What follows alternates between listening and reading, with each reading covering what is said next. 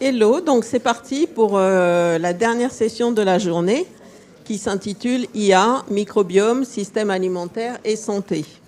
Donc on a la chance de commencer avec Jacques Sainte-Marie, qui est directeur de recherche à l'INRIA, et il est aussi copilote de 2 PEPR qui ont à voir avec le numérique et l'IA. Merci beaucoup. Bonjour à toutes, bonjour à tous. Donc moi, je suis mathématicien, effectivement, directeur de recherche à l'INRIA et aussi mathématicien à Sorbonne Université. Et je m'occupe de 2 PEPR, agroécologie et numérique, et numérique éco-responsable. J'ai pas mal d'interfaces avec INRAE, puisque l'un des PEPR, agroécologie est copiloté avec INRAE. Et là, j'ai prévu de, voilà, vous voyez le titre ici, de parler d'IA. Alors, c'est très complémentaire. Alors, Benoît Lamarche, tout à l'heure, c'est l'angle du mathématicien qui va parler ici par rapport à ce qu'il a donné tout à l'heure. Et je vais essayer de donner quelques enjeux sur l'alimentation et la santé. Forcément, je ne serai peut-être pas forcément au cœur de l'actualité. C'est des sujets que je connais et que je maîtrise forcément un peu moins bien. Mes 2 premiers transparents, ils vont vous surprendre. Parce que sans doute, vous allez à dire, j'y connais rien. Alors, le premier... c'est des équations différentielles. C'est mon sujet de recherche sur des modèles de mécanique des fluides qui servent dans les modèles du GIEC, sur lesquels je travaille, et d'un mathématicien qui s'appelle, un scientifique du 18e, Léonard Euler, mathématicien suisse-allemand, qui a fait beaucoup de choses en maths, en biologie, en mécanique, sur plein de sujets. Et je vous ai mis ici la conclusion de son bouquin célèbre, 1757. Voilà. Alors, il y a des équations qui portent son nom au-dessus, je ne les détaillerai pas, c'est pas la question. Et à la conclusion de son bouquin, de son livre, où il dérive ces équations, c'est très joli. Moi, j'enseigne ça à mes élèves en M1 ou en M2. Voilà. Et il dit, voilà, la mécanique des fluides, c'est là. Tout est là. Hein. Tout ce que représente la mécanique des fluides est contenu dans ces 2 équations. Pourquoi je vous montre ça? Parce que je pense que la science qu'on a construite pendant pas mal de temps, elle est basée là-dessus. Pas de toute la science, mais d'une partie de la science, beaucoup des sciences pour l'ingénieur, très théoriques ou un peu moins. On prend des lois physiques, mécaniques, biologiques, économiques, il y a un économiste qui sait un vrai, sociologiques, et on essaie de construire des modèles qui représentent et qui cherchent à abstraire la réalité. Voilà. Et ça a peut-être une certaine limite, parce qu'on est en face de systèmes très compliqués. Alors l'alimentation en est un, je sais pas moi, le cycle du carbone dans les océans ou dans l'atmosphère, c'est très compliqué aussi. C'est des centaines ou des milliers d'équations avec beaucoup de paramètres.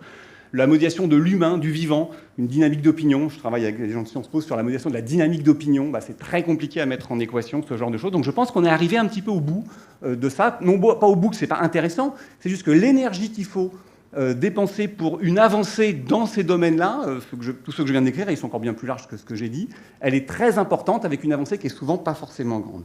La deuxième chose que je mets, un papier très récent de maths, très théorique, assez théorique, début 2026 ou fin 2025, sa parution, de la géométrie algébrique, la singularité des courbes, je ne le discute pas. L'énoncé est généré par l'IA et la preuve aussi. Et la preuve, elle fait 30 pages de maths, plutôt assez théorique, pour moi qui les connais assez, et je vous ai encadré en rouge. Généré par GPT-5 with only minimal formatting changes. Avec juste quelques petits... 25 pages de... Donc, vous voyez, c'est un truc très intellectuel, ça. L'application, il n'y en a pas forcément beaucoup, enfin, pas directement en tout cas, mais voilà, les systèmes sont capables de générer des preuves. Donc je pense que, vous voyez, en termes de démarche intellectuelle, vous voyez, on est passé de la conception, enfin pour moi, la rupture, c'est de ça à ces choses-là. Voilà, et c'est ce que je vais essayer de mettre voilà, d'évoquer un petit peu dans ma présentation. Pourquoi ces évolutions ? C'est pas neuf, l'IA, ça a été dit un petit peu avant, là, voilà, il y a plein de choses, mais voilà, les capacités de calcul, les algorithmes, les infrastructures, voilà, ont beaucoup évolué en capacité. Hein, je vous donne juste un exemple. Entraîner un modèle à 1 milliard de paramètres, il y a 3-4 ans, les gens disaient, je sais pas, ça vaut 100 millions, 200 millions d'euros ou dollars, comme vous voulez. Aujourd'hui, c'est autour de 5 000 euros. Et donc, voilà le gain énorme. Et donc, voilà, ça, c'est quand même une évolution. Et surtout, et je ne vais pas trop le détailler, mais il ne faut pas penser non plus que les réseaux de neurones, la rétropropagation des gradients, c'est le point d'arrivée final pour la science des données. Il y a beaucoup de choses avec des réseaux de neurones à décharge, des choses un peu plus d'architecture bio-inspirée, ce genre de choses qui sont en cours de développement. Et ça serait surprenant même qu'on ait découvert avec les réseaux de neurones et les fonctions d'activation le point d'arrivée final pour cette discipline-là. Alors j'ai essayé de... Je n'ai pas beaucoup de temps, donc j'ai fait des choix éditoriaux, au sens où j'ai privilégié un certain nombre de sujets. Voilà. Je vous ai mis ces quelques évolutions récentes, voilà, dans des modèles dédiés, spécifiques, vers des choses liées à Frugal. Alors c'est un sujet, c'est pas si évident que ça quand même. au moment du sommet mondial à Paris, j'étais responsable d'un livrable et on voyait la croisée des chemins entre les modèles très gros, très généralistes et des modèles plus dédiés. Je pensais il y a 6 mois qu'on allait vraiment aller vers des modèles dédiés, spécifiques, plus petits, plus faciles à manipuler, plus frugaux. C'est pas complètement évident. Vous voyez les courbes en haut, alors vous voyez peut-être pas l'échelle, je vous le donne juste. C'est la performance sur la verticale, sur l'ordonnée, et l'horizontale, c'est la taille d'apprentissage du corpus d'apprentissage, enfin de nombre de flops à peu près de calcul en opération flottante pour l'apprentissage. Et vous voyez tous que les courbes, elles ont un décrochage autour de 10 puissance 23. C'est pas une paille, 10 puissance 23 en termes de nombre d'opérations. Et donc voilà, il faut être gros pour être performant, quelque part. Il y a des choses aussi sur la multimodalité. Il y a un enjeu important, je pense, on a parlé de choses textuelles aussi avec les LLM, c'est que on fait beaucoup de requêtes en texte. Le texte, on le manipule bien. Pas de problème, la traduction, l'interprétation. Dans nos données, dans nos publications, moi qui suis matheux, mais vous aussi, je pense, les données, elles ne sont pas dans le texte. Elles sont dans les courbes, elles sont dans les figures, elles sont dans les graphes, elles sont dans les diagrammes. Le texte, c'est une interprétation. Bonne ou pas bonne, mais c'est une interprétation. Et la donnée, elle est là-dedans. Donc c'est pour ça qu'il y a besoin de choses multimodales, sans doute, pour aller extraire ces données qui sont beaucoup plus tabulées. Je pense qu'il y a une révolution en cours qui est l'IA agentique. Les agents IA. C'est pas tout à fait la même chose, mais je ne rentre pas trop dans le détail. Pour moi, c'est le symptôme, l'IA agentique, que l'humain n'est plus vraiment dans la boucle. On prend des objets qui font des tâches plus simples, plus bien délimitées, et on les met ensemble, on les couple ensemble. Et l'humain, effectivement, il est un petit peu sorti de la boucle. Et je pense que c'est assez transformant aussi par le fait qu'on a construit tous les outils numériques, pour l'instant, pour nous. Vous voyez, on a un clavier avec des lettres. On a une souris, on clique sur des liens. Des sites web où on regarde les images là, qui apparaissent. Alors qu'en fait, à partir du moment où c'est des objets numériques, des agents qui ne manipulent pas les mêmes choses, on va plus vers un web pour ces agents-là que pour nous. Enfin, nous, on est presque surnuméraire, j'allais dire, dans l'histoire, au moins dans beaucoup de transactions et beaucoup de tâches qui sont effectuées.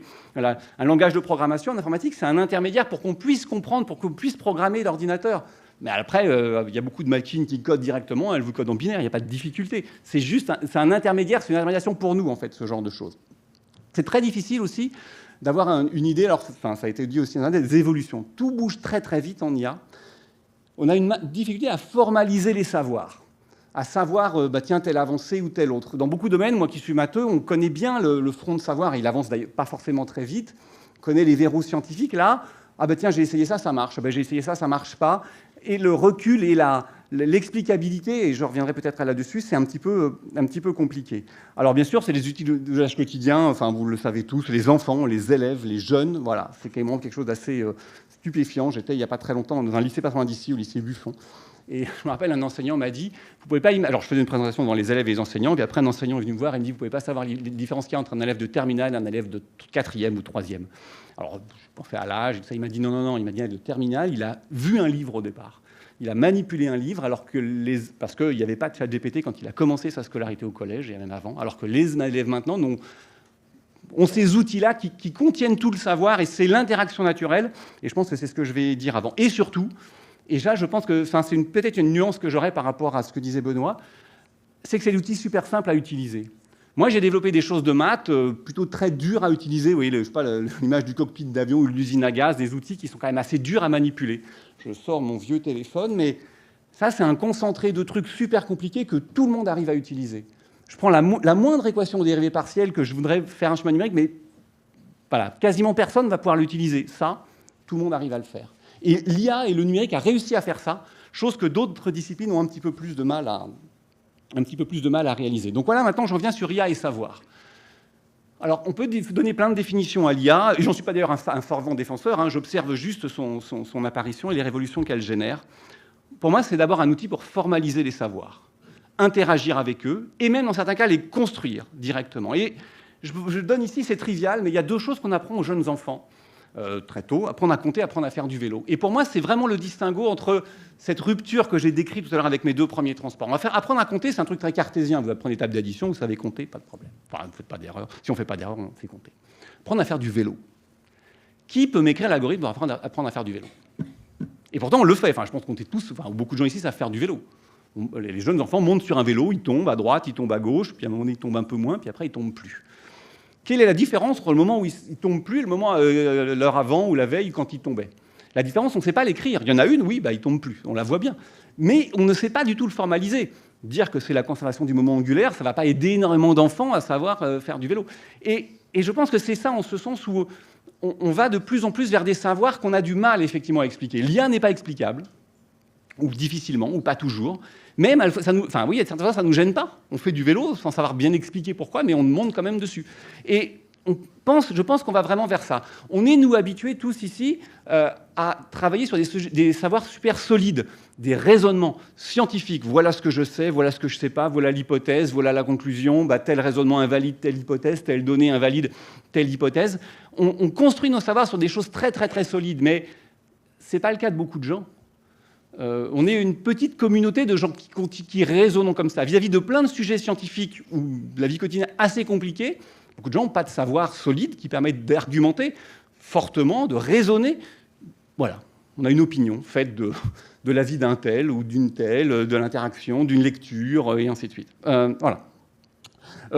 J'avais dit des choses sur la recherche scientifique, et je pense qu'il y a vraiment une accélération vraiment des découvertes. On le voit dans beaucoup de domaines. Alors, dans mon domaine de recherche, en maths, mais bien sûr en médecine, on a parlé du traitement automatique de la langue, dans le domaine de la robotique, par exemple, dans plein de sujets. J'aurai peut-être des questions tout à l'heure. Je passe. C'est un point que je voudrais aborder, c'est l'impact environnemental de l'IA. J'ai un petit moment encore ou... OK. Alors, je voudrais dire 3 messages. Le premier, on s'interroge beaucoup sur l'impact environnemental de l'IA. Je vais essayer de donner des chiffres juste après, mais je pense que c'est un faux problème. Enfin, non, c'est plus le bon problème. Pourquoi ? Parce que l'IA est partout. Dans les ordinateurs, dans les téléphones, dans les réseaux, dans les compilateurs, dans les logiciels. Et savoir quel est l'impact environnemental de ChatGPT, c'est pour moi pas forcément la bonne question. Parce que c'est un petit bout. Et je ne dis pas que ce n'est pas important de le savoir, je dis juste que l'IA est diffusée dans tellement d'endroits que c'est un faux problème que de regarder uniquement ChatGPT. Donc, regardons l'impact environnemental du numérique en entier. Je vous ai mis le chiffre de l'ADEME de l'année dernière, 4,4%. C'est le chiffre qui est tout en haut à gauche, là, en vert. Là. Tout le numérique, c'est 4,4%. En croissance, pas explosion, mais en croissance, à mis en rapport avec le reste. La mobilité, c'est 30%, l'alimentation, c'est environ 20%, mais ça reste quand même quelque chose en forte croissance. Maintenant, les prospectives. Il y en a 2 qui sont diamétralement opposées. L'une qui dit, attention, on va dans le mur, le numérique et notamment l'IA consomme beaucoup d'électricité, il va falloir prioriser les usages, on n'en aura pas assez. Il y a des travaux de l'ADEME, je m'entends très bien avec les gens de l'ADEME, je travaille avec eux sur plein de sujets, c'est leur prospective. Moi, je ne trancherai pas d'ailleurs, je vous donne juste les 2 pistes. C'est la première. Le Shift Project aussi a fait des projections qui vont dans ce sens-là. Et maintenant, il y a les rapports de l'AIE, l'Agence internationale de l'énergie, qui dit, globalement, pas trop de problèmes. L'IA, ou les data centers, ça sera 2-3% de la consommation électrique à l'horizon 2030-2035. C'est pas si grave que ça, de 2-3%. Bon, c'est pas la mer à boire. Et l'AIE ajoute même, elle a un impact très important sur la production même d'énergie, stabilisation du réseau, offre alternative, intermittence, connaissance des usages des gens, qui fait qu'elle aura plus d'effets positifs qu'elle ne consomme, sur le système électrique qu'elle ne consomme au total. Je laisse aux gens la paternité de leur affirmation, mais en tout cas, c'est ce qui existe. Donc, il y a 2 extrêmes et on n'a pas de choses, entre guillemets, entre les 2. Pour l'instant, on n'observe pas d'explosion. Voilà. On observe même plutôt... c'est plutôt le scénario de l'AIE qui se vérifie, mais je ne vais pas plus loin dans la...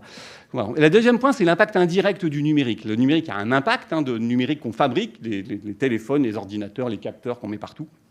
Les réseaux, oui. Et il a un impact indirect. Vous voyez, sur l'alimentation, je ne sais pas, alors il y avait des courbes tout à l'heure, ou des schémas, aller vers un régime peut-être plus méditerranéen, moins carné, plus de légumineuses et ce genre de choses. Voilà, si le numérique arrive à faire ça, on aura un impact clairement environnemental. Faire bouger l'agriculture, c'est aussi faire bouger, je m'occupe de l'agroécologie, c'est faire bouger l'alimentation. Mais ça, on ne sait pas le quantifier. L'impact environnemental de mon téléphone, là, oui, ça, on sait le quantifier, mais l'impact... l'outil que je pourrais utiliser pour modifier mon alimentation, alors là, ça, par contre, voilà, on n'a pas. Ça, c'est vraiment un grand verrou. J'en suis quasiment à la conclusion de mon exposé. Donc, j'ai essayé de mettre des choses. Donc, il y a alimentation et santé, c'est très modeste. Je ne suis pas du tout spécialiste de ces questions-là. J'ai commencé par vous montrer des équations de mécanique des fluides. C'est quand même beaucoup les choses que l'homme a faites, vous voyez. Toutes les choses qu'on sait bien modéliser, c'est les choses que l'homme a faites. Un bâtiment, une voiture, la tour Eiffel, un avion, ce genre de choses. Voilà. Le vivant, c'est beaucoup plus compliqué. C'est immensément plus compliqué en termes d'équations, de phénomènes, de compréhension, de modélisation, d'abstraction des phénomènes. Et là, je pense qu'effectivement, l'IA peut avoir beaucoup d'intérêt.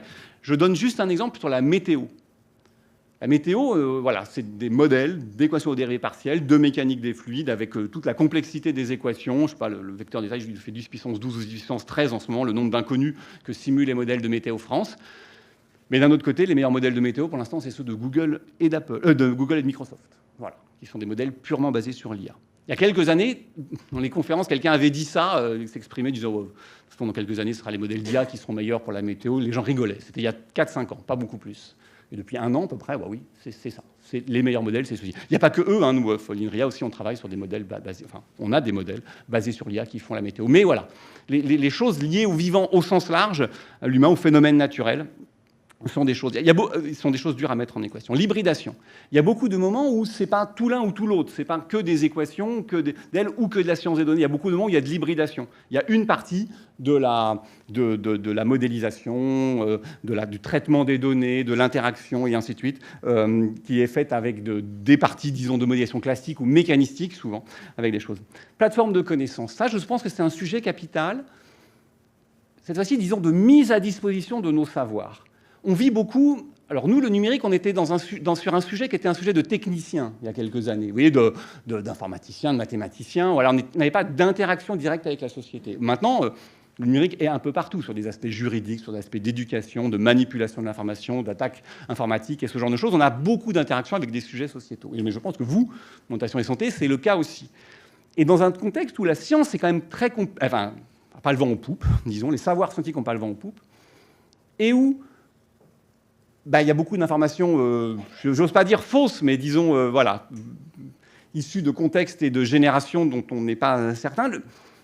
Mettre à disposition nos savoirs, c'est peut-être quelque chose d'important pour nous. On a chez vous, alors à l'INRAE, à l'INSERM, mais dans tous les établissements représentés, on a beaucoup de savoirs.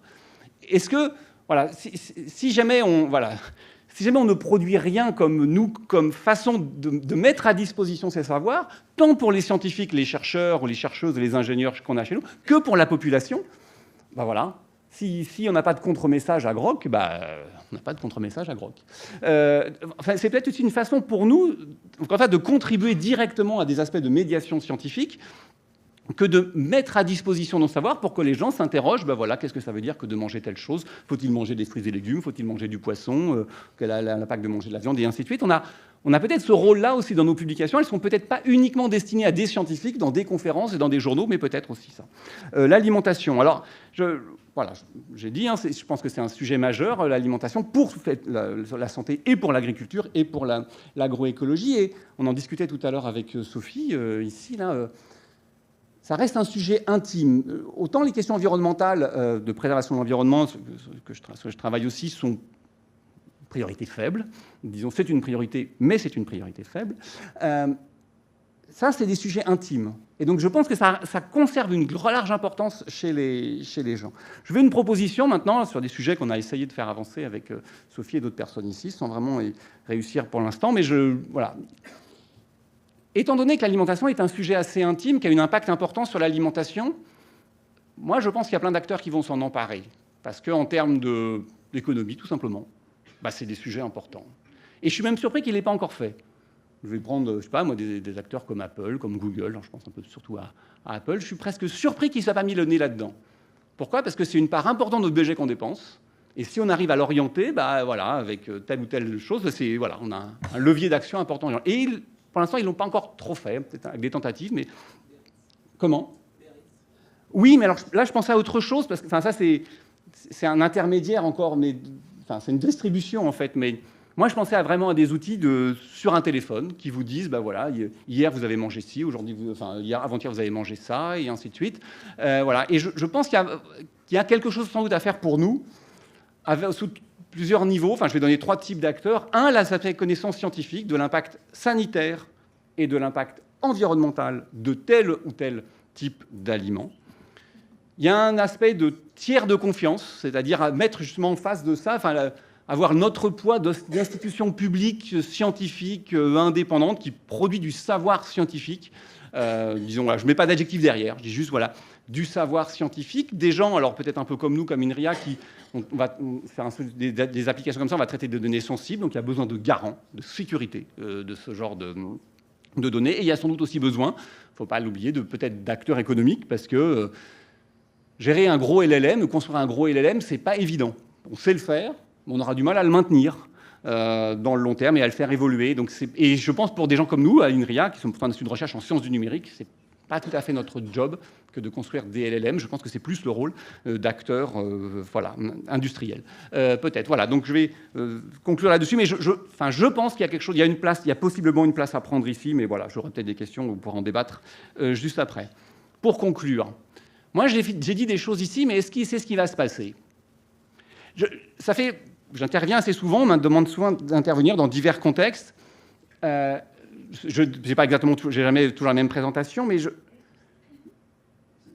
que je disais il y a quelques années, alors je suis intervenu des fois sur l'emploi, IA et emploi. On sent que ça a l'air de se produire quand même, sur le choc important que crée l'IA dans beaucoup de métiers et qui transforme à la fois les besoins des entreprises et bien sûr les formations qu'on est censé fournir à l'université et ailleurs. Donc, je n'ai pas de boule de cristal, bien entendu, mais je pense quand même qu'il y a beaucoup de choses que j'ai décrites ici qui sont... C'est même plus de la prospective, c'est déjà largement enclenché. De dire qu'à partir du moment où on produit des articles avec de l'IA, demander à des reviewers humains de relire les articles écrits par l'IA, c'est quand même le comble du comble, ça. Hein.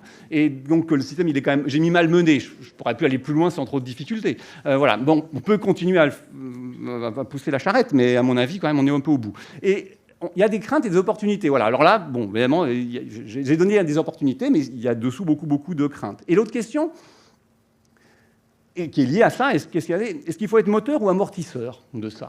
Est-ce que, comment dire, voilà, est-ce que nous, on doit, il faut aussi gérer des institutions, il faut aussi gérer des gens, il faut aussi gérer des métiers, il faut aussi gérer des carrières. Voilà, quelle est notre capacité de transformation, quelle est notre capacité à faire bouger, parce que c'est des transformations assez sensibles, hein, quand même, tant dans la façon de faire de la recherche que de la communiquer, que j'ai un petit peu décrite ici. Et voilà, donc, voilà, est-ce qu'il faut être moteur ou amortisseur de ça? Voilà, c'est des questions. Voilà, je m'arrête là.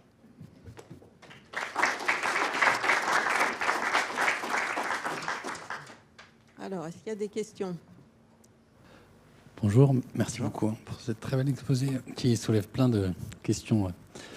Moi, ma première question, c'était sur la maîtrise de la qualité des données qu'on utilise pour construire ces modèles.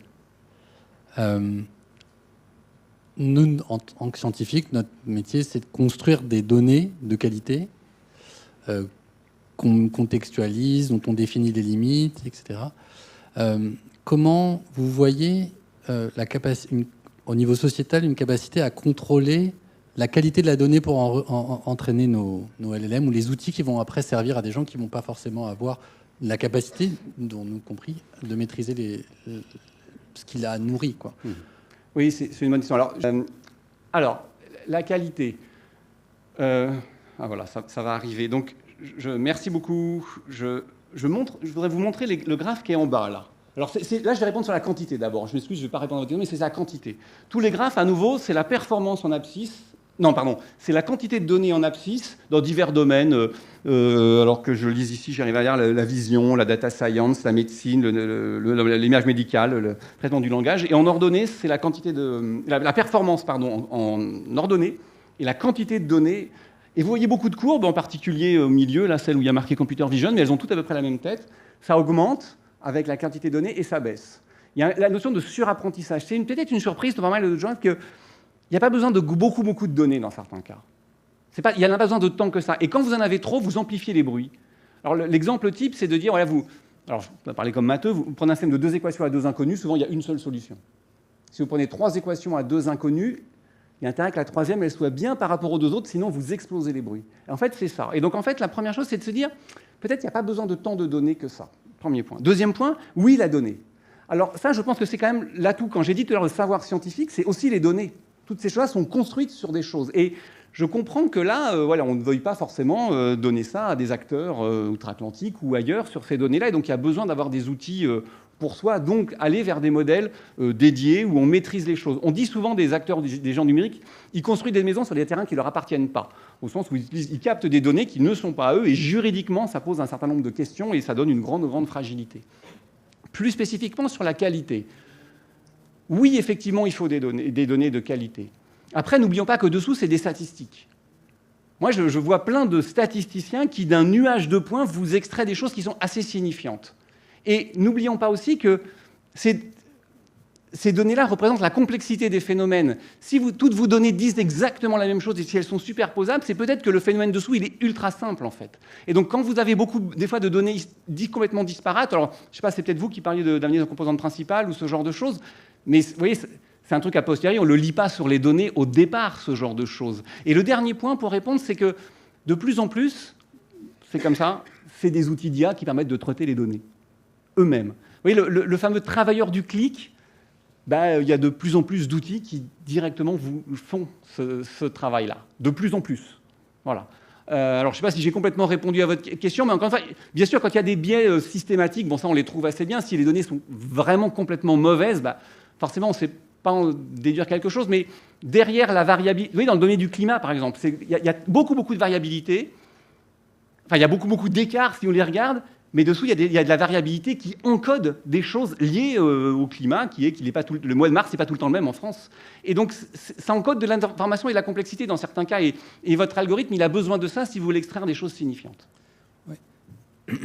Merci beaucoup. C'est très éclairant. Effectivement. Après, la question aussi qu'il y a derrière la mienne, c'est si on crée de la nouvelle donnée à partir d'outils d'IA qui sont entraînés sur de la mauvaise donnée, on amplifie les mauvaises données et on se retrouve avec des systèmes qui vont être entraînés sur qui vont amplifier des biais, etc. Exactement. On le dit aujourd'hui, hein, les grands modèles d'IA ont lu tout le web et donc ils ont tout le web, donc ils en ont pas plus et plus ils le lisent. Plus ils intègrent des données qui viennent déjà de choses qui ont été lues. Donc ça, c'est vrai, en termes d'algèbre linéaire, à un moment donné, si vous faites des combinaisons de vecteurs dans un espace, vous avez quelque chose qui est combinaison linéaire du reste. Donc ça, oui, je suis tout à fait vrai. Par contre, il y a des moments où il y a des données manquantes. Enfin, vous voyez, l'exemple de la météo est un bon exemple. On a des endroits où il y a plein de données. Alors l'Atlantique Nord, par exemple, l'Europe, là où il y a plein de bateaux qui circulent ou d'avions qui circulent, on a plein de données sur l'atmosphère. L'Atlantique Sud et le Pacifique Sud, on n'en a pas grand-chose. Et donc là, on peut aussi générer des fois des données de façon synthétique.